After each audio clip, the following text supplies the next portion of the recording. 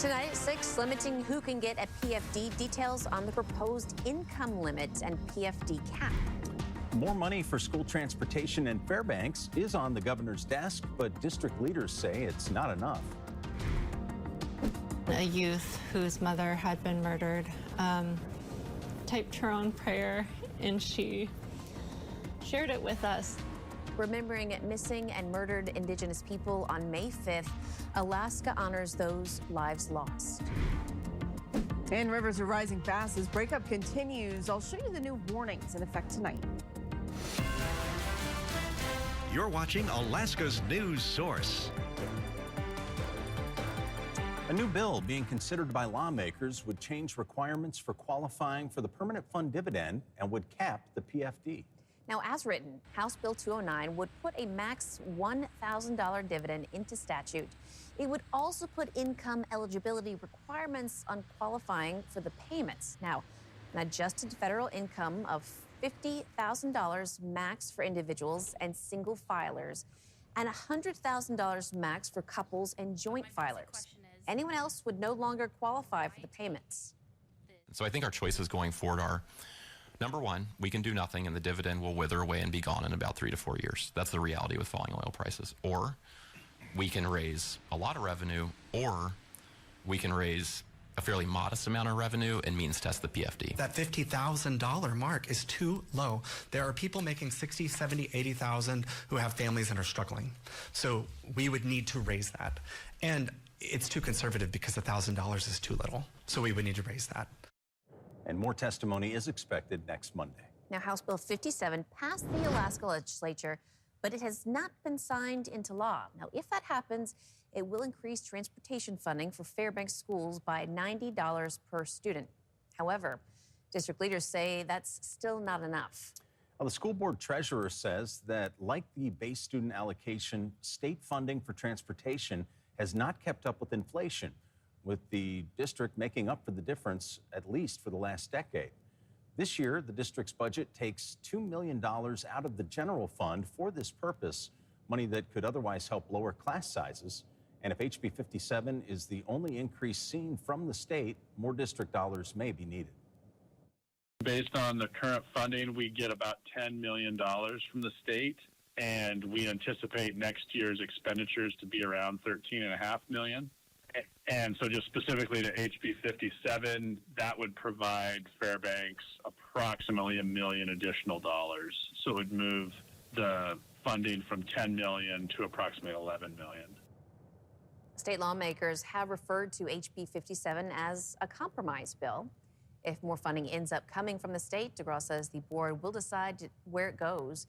Meanwhile, HB 57 still leaves about $500,000 for the district to fund itself.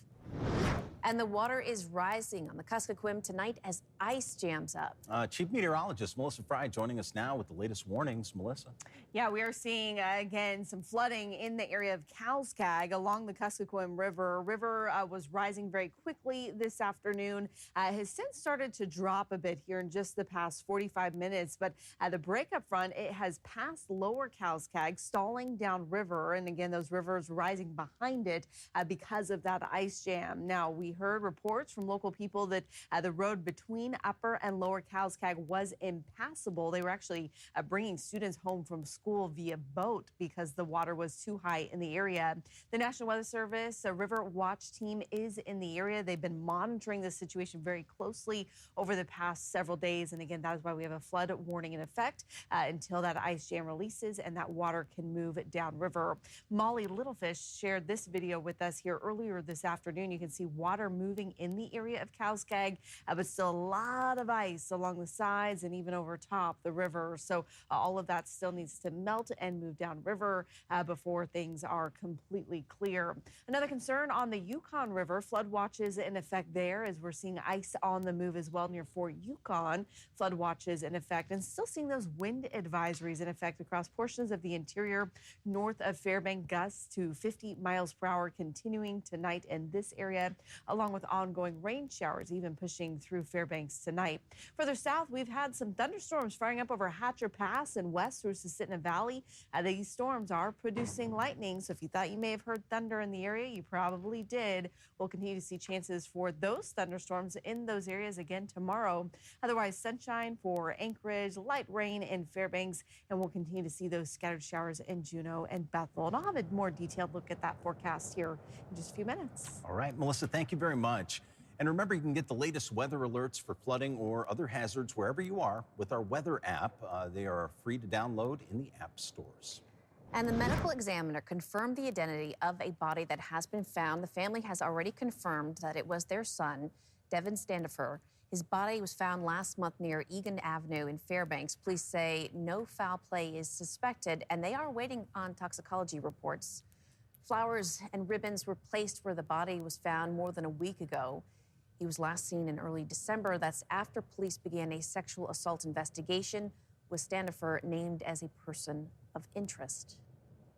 Well, this morning, an Anchorage jury heard allegations surrounding 8 people who were said to have been prescribed vast amounts of opioids by a nurse practitioner, but missing was the name Courtney Jones. Now, the 22-year-old died in 2015 after police say she had been using opioids, which Chris Kyle, a nurse practitioner, was accused by police of giving Jones. Kyle previously faced manslaughter charges in the death of Jones, but those charges were dismissed when key evidence was destroyed by Anchorage police and labs. It's according to online records. Kyle now faces 13 counts involving a controlled substance in the 2nd and 3rd degrees related to oxycodone, fentanyl related to 8 patients. That what the evidence will show is that these prescriptions serve no medical purpose. Provider doesn't make extra money from prescribing more drugs as opposed to less drugs. And the case continues on Wednesday. Well, still ahead, we're looking at MMIP Awareness Day. We hear from an advocate as well as Alaska State Troopers who talked about the work being done in Alaska.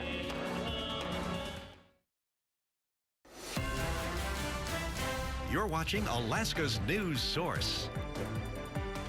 Well, today, May 5th, marks Missing and Murdered Indigenous People Awareness Day in Alaska. Native American and Alaska Native people experience rates of violence and crime higher than the national average. That's according to the Department of the Interior. The Alaska Department of Public Safety says investigators who are dedicated to working on those cases. They work in collaboration with our other units within ABI and some of our troopers that are out in rural Alaska to augment and supplement some of the efforts that are being done and to liaise with some of the tribal community members out there to help foster relationships and bring about sort of a collaborative approach to helping solve these cases.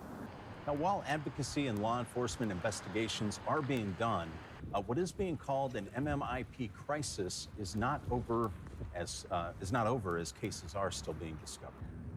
MMIP advocate Antonia Comack joins us to talk about her connection with MMIP tonight. Antonia, thank you so much for being here. And we'll start with, I know a lot of people probably do know what this means, but for those that do not, can you talk about the significance of the handprint, the red handprint that's across your face?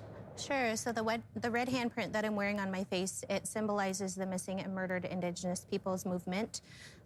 It also symbolizes our missing and murdered loved ones whose voices have been silenced.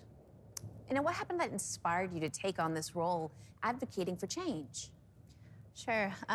So I started my advocacy back in 2017 when my best friend and cousin Robin Gray was murdered. And then 3 years later, our other best friend, Kristen Huntington, was murdered. So that's where my advocacy started. And then after their murderers were sentenced, I took it upon myself to advocate on behalf of other families because I had all of this knowledge. Yeah, it's incredible what you do. One person that you're focused on right now, 14-year-old Emily Pike, who was found in Arizona. What would you like people to know about Emily? Sure. So Emily Pike was a 14-year-old Indigenous girl who was found, I don't know how else to say it, but she was found in several pieces in Arizona on the side of the highway. And I advocate for Emily because I want everybody to know that this isn't just an issue in Alaska, it's an issue all over the nation, all over the world, actually.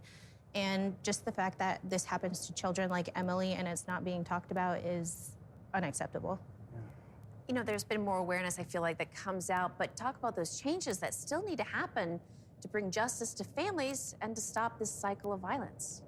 Sure. So some of the changes, I feel like we can start with communication on behalf of law enforcement. At the very least, that's what a lot of families are asking for. Even if there are no updates, the families just want to know that law enforcement is still thinking about that case and they haven't just pushed it to the side. And Antonia, how can Alaskans get involved in this effort if they'd like to? Sure. So I always tell everybody that there's lots of ways that people can get involved, right? Whether you're an artist or whether you have a loud voice or you want to volunteer at our events. A lot of people follow me on my social media and I tell them just to share the things that I share, you know, repost, talk about it, tell your friends and family. I'm very sorry for your loss, and thank you for being here to speak with us tonight. Antonia, Thank you. Thank you. And for more information, head to our website and search for Indigenous Echoes. You'll find a story that gives more details on those statistics. Thanks for listening. Click subscribe so you can get the latest podcast from Alaska's news source automatically. And stay up to date with breaking news and in-depth reporting available for free 24/7 with the Alaska's news source app.